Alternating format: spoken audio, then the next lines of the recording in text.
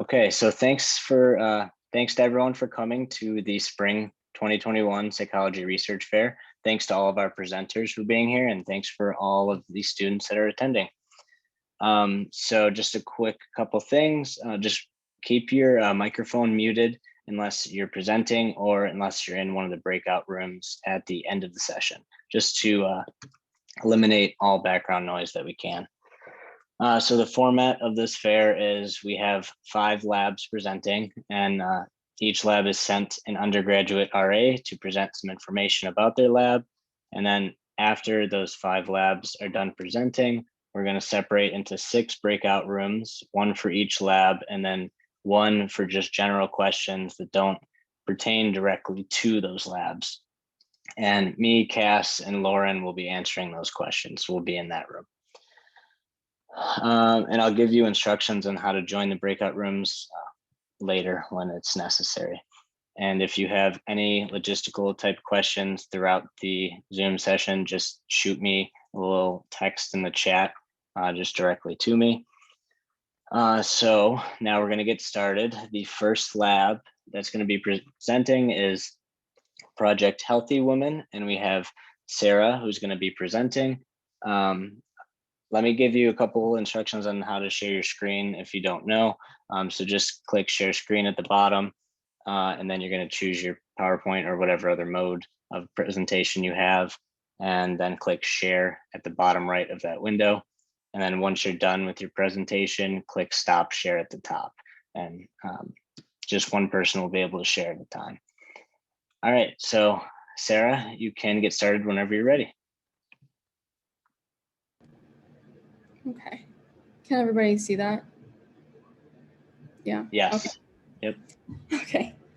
Hi, everybody. My name is Sarah Ardalan, and I'm representing the Project Healthy Women lab today. I've been working in this lab for the past year and a half, and in the fall, I'll be continuing my work with them as a graduate student. The current study is called the Blue Wellness Project. It involves developing and testing a new prevention intervention to reduce the risk of re-victimization for college women. We're doing this by increasing their awareness of risk cues for sexual assault and decreasing their hazardous drinking. We're also providing them with alternative behavioral options to help prevent re-victimization at an earlier stage. The environment in the lab is very supportive and encouraging to students. The principal investigators and everyone on the team realize that working in a lab as an undergraduate student is a learning experience. So they've always encouraged us to be involved and to ask questions, both about the process of conducting research, but also about the content of our project. Mentorship is also really valued in our lab. I'm in the process of completing an honors thesis, and I'll be joining as a master's student in the fall. Both of these opportunities were made possible by the mentorship and investment of Dr. Parks, one of the principal investigators in our lab. Our perspective as interns is valued, and we're encouraged to be active members in the lab meetings and discussions. And I think that makes working in our lab a much more rewarding and engaging experience because you really become a very important part of the team early on. Although there is opportunity to take on more responsibility, the basic responsibilities of an undergraduate intern includes attending weekly meetings, assisting with participant screenings, answering their questions, and scheduling. There's also general lab work like material preparation, literature reviews, and other office work as needed. To join the lab, you can email Dr. Kathleen Parks at kparks@buffalo.edu for an application. You'll need a minimum GPA of a 3.0, and you need to be able to commit to working 2 consecutive semesters. The workload varies from week to week, but you'll need to be able to commit to working 9 hours a week. And lastly, You'll need to have reliable transportation for when we move back into the RIA building. So thank you for listening. I would be happy to answer any questions you have in the breakout room. All right, thank you, Sarah. Yeah, as she said, we're gonna wait for questions until we separate into those breakout rooms. So our next lab is called the HAB Lab, and our presenter will be Callista. Sorry if I butchered your name. So you can go ahead and get started whenever you're ready.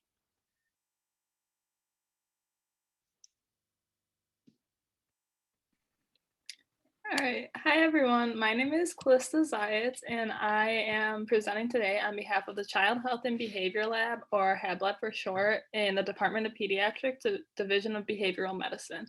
Our lab focuses on conducting research related to promoting healthy eating, healthy weight, and other health outcomes among young children and families, which I will discuss in greater detail on the next slide. We are currently looking for several research assistants for fall 2021 and spring 2022, with preference given to those who can commit to both semesters. The work that our lab does is interdisciplinary. Our PI, Dr. Anzin Frasca, has training in human development and family studies, which is similar to developmental psychology. Likewise, our team includes members of all backgrounds. For example, our current postdoctoral research assistant studied food science and human nutrition at Colorado State University, and our current graduate students are pursuing their PhDs in clinical psychology. Our undergraduate students range from those studying biomedical sciences, such as myself, to those majoring in Spanish. So typically, research assistants are asked to commit to working 10 hours each semester, which is the equivalent of 3 credit hours. And as I mentioned on the last slide, our work is interdisciplinary, so credit can be received for a variety of departments such as psychology and biomedical sciences. Paid positions are often available after spending a few semesters with the lab. Some of the possible tasks that you could work on as a member of our lab include those that are listed on the slide. In the UB restaurant study, we are working to promote healthy choices among children in local restaurants. In the Play With Me study, we are aiming to promote positive parent-child interactions among families with preschoolers. General responsibilities of student research assistants include assisting with materials preparation, data entry and/or coding, and helping staff in the implementation of the study design. Research assistants contribute to data collection, which often entails interacting with children and families remotely in the lab and/or in community settings. Research assistants also participate in other lab tasks, such as literature searching and data entry, and attend weekly lab meeting with our whole team, in which various research-related and professional development topics are discussed with our full team of faculty, staff, postdoctoral and graduate trainees, and undergraduate research assistants. And personally, I really enjoy our weekly lab time, as I think that it's not something every lab includes their undergraduate students in, and it really helps the RAs to feel included.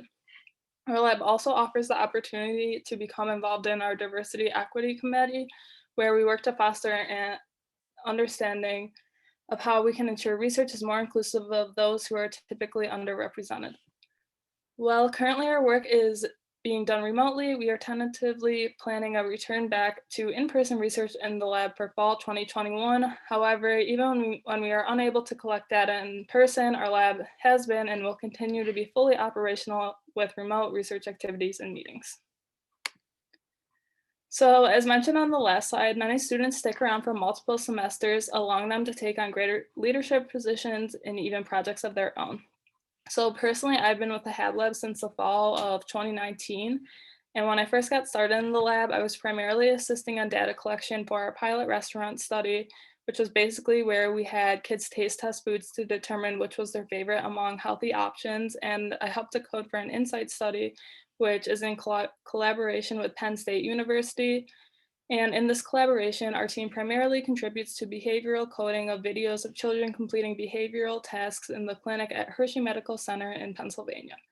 Despite moving our work remotely since the COVID-19 pandemic, I feel as if I've learned more and more the longer that I've been with the lab.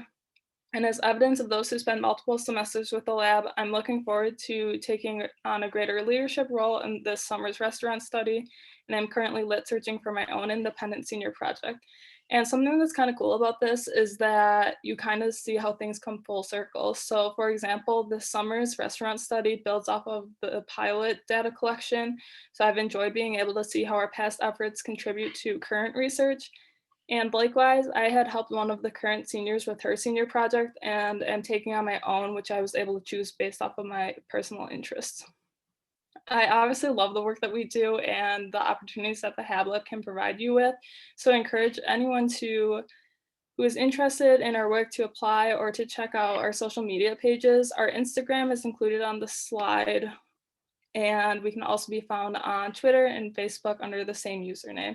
And a fun fact about these is that they are primarily ran by research assistants as well, which allows us a great opportunity to be creative during our lab hours.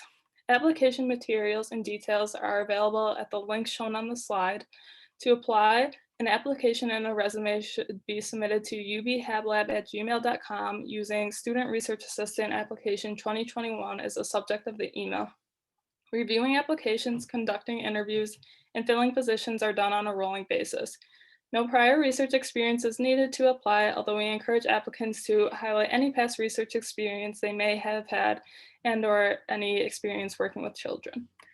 And lastly, on the right, you can see a picture of our team. Obviously, this was during COVID when we have like remote lab meetings, but we're still smiling. And that's all I have. So thank you for listening and thank you for the opportunity to present here today. Awesome. Thanks, Callista. One other thing that you reminded me of that I should mention is that we will be sending out an information packet. I'm going to ask Krista to send it out to the listserv after this is over, because I'm also going to include the YouTube link to the recording. So if you missed any links that may have been presented on some slides, those will be in the information packet under each respective lab.